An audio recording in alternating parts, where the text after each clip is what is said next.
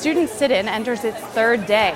I'm Amanda Winograd, and I'll have that story coming up on NCC News at 4 o'clock. An arrest has been made in the drowning of an Oswego teen. The Syracuse area has a new congressman. And a priest has been sentenced in a child pornography case. NCC News at 4 is next. Syracuse University's chancellor agrees to meet with student protesters who want a bigger role in campus.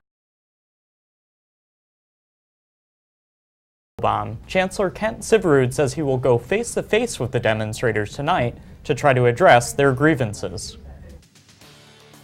The Board of Trustees is also meeting later this week, and the students hope that the issue will be discussed at that meeting as well. We'll keep you updated as that story develops later tonight. Authorities in Oswego have made an arrest in connection to the drowning of Anna Rose Shove. Earlier today, state police announced the arrest of Steven Zatanik. Zatanik is being charged with second-degree murder. According to police, he was on parole for burglary and was arrested a week after Shove's death for violating his parole. 3 or 4 days after the drowning occurred, we asked for the media and the general public's help to identify a guy named Steve with some tattoos from Syracuse. The media got the word out, we got the information, and we rapidly located a parolee who was trying to engage teenage girls on the beach that day. If convicted, he faces 25 years to life in prison. New York voters have spoken. Governor Andrew Cuomo will remain in office for 4 more years. He defeated Republican challenger Rob Astorino by a 12% margin. Syracuse resident and Green Party candidate Howie Hawkins got about 5% of the vote. Hawkins' running mate Kathy Hochul was elected as lieutenant governor. The New York 24th Congressional District has a new congressman. Republican challenger John Katko defeated Democrat incumbent Dan Mathey by a 20% margin. Mathey thanked his supporters for the opportunity to serve, while Katko stressed his commitment to the district and his readiness for a new challenge. We all love our region. We all love our country. And in our country, in our democratic system, elections don't always have the outcomes that we want. But for the sake of our area, our region, Central New York, we wish Mr. Katko well, regardless of our differences, and that's what I just did. We deserve better out of our leaders. We deserve better than having a 10% approval rate for our congressman. And you know what?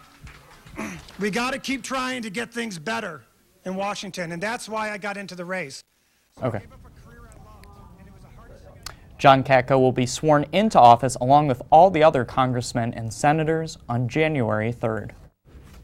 One of the most controversial items on the ballot has passed. Proposition 1 calls for a new method of creating congressional districts. A new commission will draw the boundaries, hold a public comment period, and then seek approval from state lawmakers. It'll be very interesting to see what happens in the first go-round as to how the districts are drawn. It'll be, and so I wouldn't make a prediction. We may look back on it and say, yep, this was good, we now have a much better way of doing this, or we may look back on it and say, you know, it really didn't change things.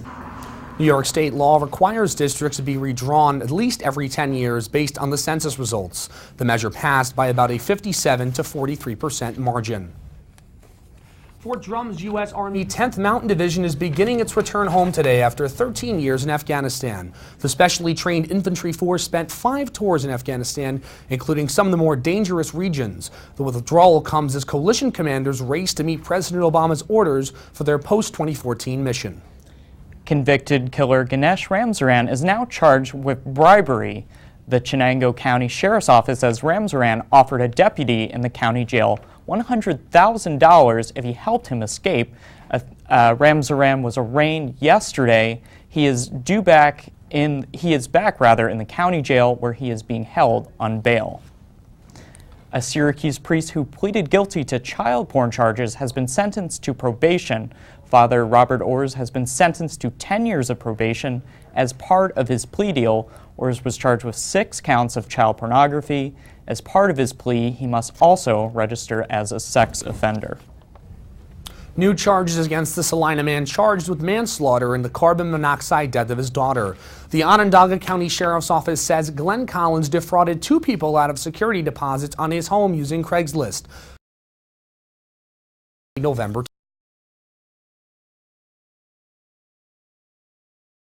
this time from a different chain. Renovations on a new Dunkin' Donuts location began earlier this week, where the Krispy Kreme closed in 2007. The building will be occupied by 2 tenants. The second one has not yet been determined. Construction is expected to be completed by early next year. A new study researching malaria shows that most deaths caused by the deadly disease in children are the result of cerebral swelling. Now, 15 to 25% of children in Africa who contract this form of malaria die, and survivors can be left blind, deaf, or with learning disabilities. The disease, which is caused by a parasite in mosquitoes, killed 500,000 people in 2013. Now, a group of leading biologists are seeking a moratorium on the use of a new genome editing technique that would alter the human DNA in a way that can be identified.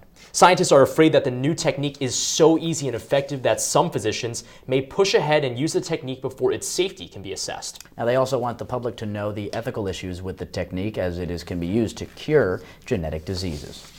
According to emails and documents obtained by the Associated Press, the World Health Organization resisted declaring the Ebola outbreak an emergency. Now, the WHO acknowledges being slow, but it blames its response time on the characteristics of the outbreak, which is being called the worst ever, with more than 10,000 people believed dead. The WHO finally declared the Ebola outbreak an international health emergency in the beginning of August.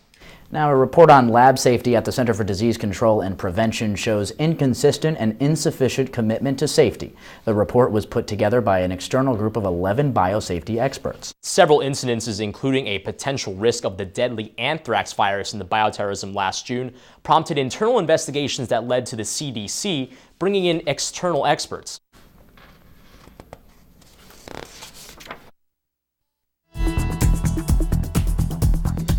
A petition has been started to replace Kanye West at the Glastonbury Music Festival in Somerset, England. The petition urges West to be replaced as the headline artist because they don't like his music. As of earlier today, the petition was at over 80,000 signatures. Neither Kanye West nor the festival organizers have responded to the petition.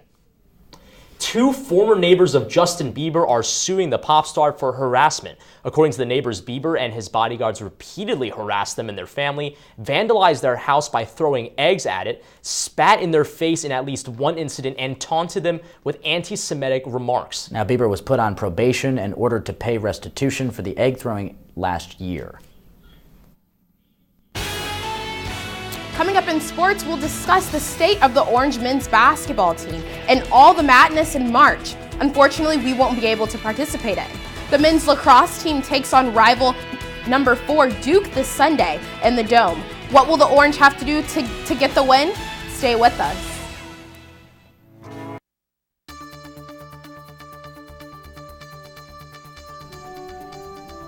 Good afternoon and welcome to your Thursday, March 26 News Brief. I'm Jessica Mendelson and here are today's top stories. Breaking at the top of the hour, there has been an explosion causing a mixed-use building to collapse in Manhattan's East Village. The explosion fire is being categorized as a 7-alarm fire, with at least 30 people injured at this time. We will give you more updates on this story during Citrus TV Live at 6 tonight. And Syracuse City Police are warning people and businesses in the area about a recent increase in counterfeit money. Scammers are mainly targeting food delivery businesses and Craigslist. Police say you should pay most attention to $20 and $100 bills. Indiana has become the first state in the country to sign into law a religious freedom bill. The law could allow businesses to turn away gay and lesbian customers. In a statement made after signing the bill, the governor of Indiana, Governor Mike Pence, cited the Hobby Lobby decision and the First Amendment right of freedom of religion. And according to officials, the co-pilot of the German Wings flight deliberately crashed the plane into the French Alps on Tuesday. It is still not known whether he planned his action in advance or what caused him to crash the plane. The crash instantly killed all 150 people on board and is still under investigation by French officials. Coming up on Citrus TV Live at 6, open practices for the Sweet 16 matchups of the NCAA tournament were held today at the Carrier Dome. At least one person is dead after a string of tornadoes hit Oklahoma and Arkansas last night, and a dean at Cornell University is filmed allegedly welcoming Hamas and ISIS to come to campus.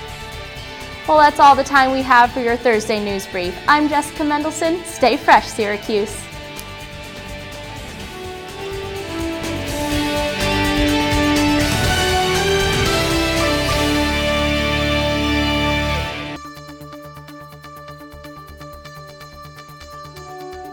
Good afternoon and welcome to your Thursday, February 26 news brief. I'm Jessica Mendelson and here are today's top stories. The Governor Cuomo administration has released its annual list of failing schools. Out of the 178 schools identified, 18 are in Syracuse. This includes Nottingham High School, which has been on the list the past 10 years. According to the report, a failing school is in the bottom 5% of schools statewide in ELA and math scores, does not show progress in test performance, and has graduation rates below 60%. And the Federal Communications Commission has passed a historic measure in Internet regulation. The new net neutrality rules act to provide an equal opportunity for Internet speeds and accessibility.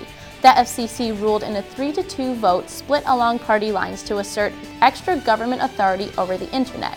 The new rules will not be official until summertime. However, major telecommunication companies are expected to challenge the new rules in court. And the execution of Georgia's first woman in 70 years has been delayed. The planned execution of Kelly Renee Gissengainer was postponed due to winter weather affecting the state. The execution has been rescheduled for Monday. Gissengainer was found guilty in 1997 for plotting to kill her husband. Currently outside, it's 15 degrees, but it feels like only 4. As for tonight's temperatures, we'll go down to 6 degrees, but it'll feel as low as -2 with a 20% chance of snow.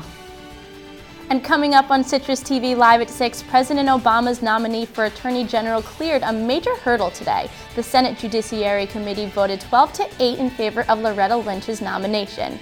And ISIS has taken hundreds more hostages. That's all the time we have. I'm Jessica Mendelson. Have a great night, Syracuse.